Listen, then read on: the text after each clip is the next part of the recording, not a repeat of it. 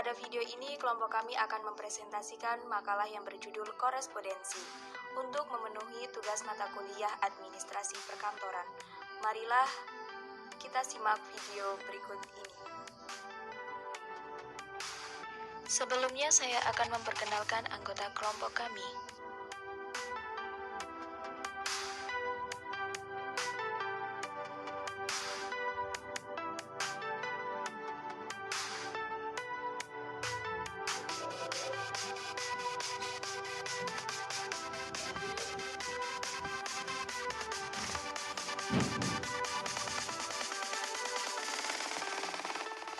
Selayang pandang tentang korespondensi.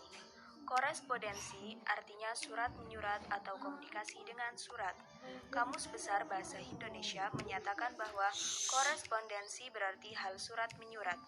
Korespondensi dapat juga diartikan dengan berkirim-kiriman surat.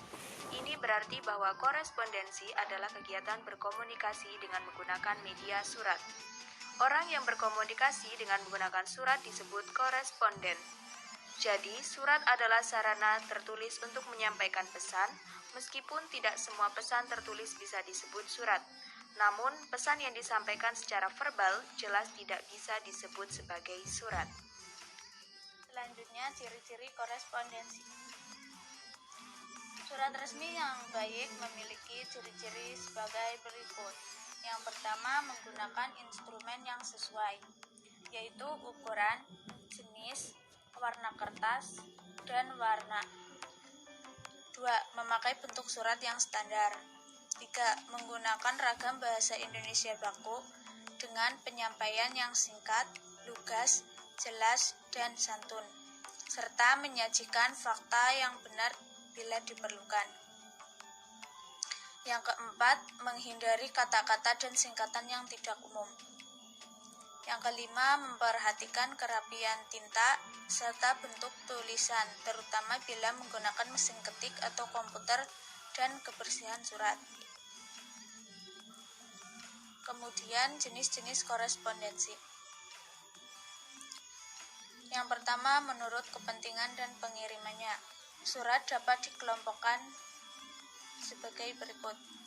Yang pertama, surat pribadi, yaitu surat yang dikirimkan seseorang kepada orang lain atau suatu organisasi atau instansi.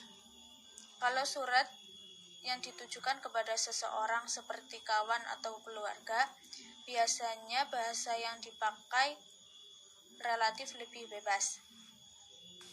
Yang kedua, surat dinas pemerintah, yaitu surat resmi yang digunakan instansi pemerintah untuk kepentingan administrasi pemerintahan.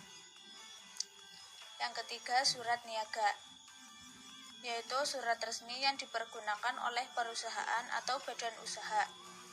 Yang keempat, surat sosial, yaitu surat resmi yang digunakan oleh organisasi kemasyarakatan yang bersifat nirlaba atau non-profit.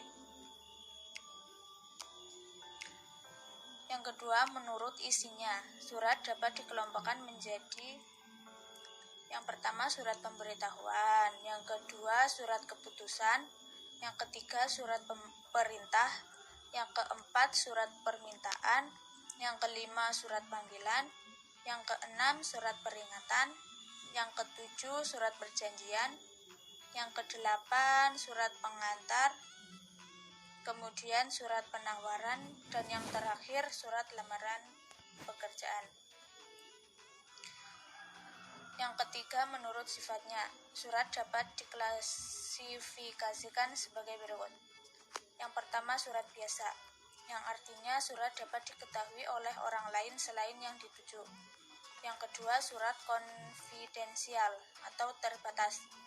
Maksudnya, isi surat hanya boleh diketahui oleh kalangan tertentu yang terkait saja. Yang ketiga, surat rahasia, yaitu surat yang isinya hanya boleh diketahui oleh orang yang dituju. Yang keempat, berdasarkan banyaknya sasaran, surat dikelompokkan menjadi surat biasa, surat edaran, dan surat pengumuman. Tujuan korespondensi: 1. Menyampaikan informasi. 2. Menyampaikan isi surat.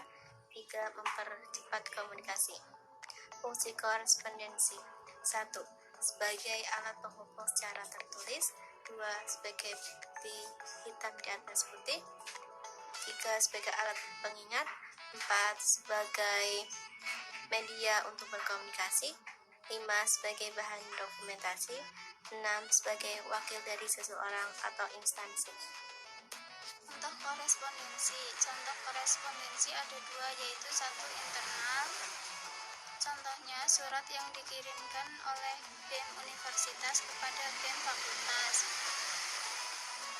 Yang kedua, surat yang dikirim oleh salah satu PGRI sebagai salah satu organisasi profesi kepada setiap PGRI yang ada di wilayah. Yang kedua, eksternal. Contohnya, surat yang dikirim oleh siswa SMK Ma'arif Kebumen, Kabupaten Kebumen untuk mengikuti kegiatan magang di perusahaan tertentu. Yang terakhir, kesimpulan. Korespondensi atau koresponden artinya surat menyurat atau komunikasi dengan surat. Surat merupakan alat komunikasi tertulis yang digunakan untuk menyampaikan informasi dari suatu pihak kepada pihak lain. Informasi tersebut dapat berupa pemberitahuan dan pengumuman. Tujuan dari korespondensi itu menyampaikan informasi, menyampaikan isi surat, dan mempercepat komunikasi. Sedangkan fungsi korespondensi yaitu sebagai alat penghubung secara tertulis. Yang kedua, sebagai bukti hitam di atas putih. Yang ketiga, sebagai alat pengingat. Yang keempat, sebagai media untuk Yang kelima, sebagai wakil dari seseorang atau instansi. Yang terakhir, sebagai bahan dokumentasi. Sekian presentasi dari kelompok 3. Apabila banyak salah dan kurangnya, kami mohon maaf dan jangan lupa untuk di-share, subscribe, dan like. Terima kasih. Wassalamualaikum warahmatullahi wabarakatuh.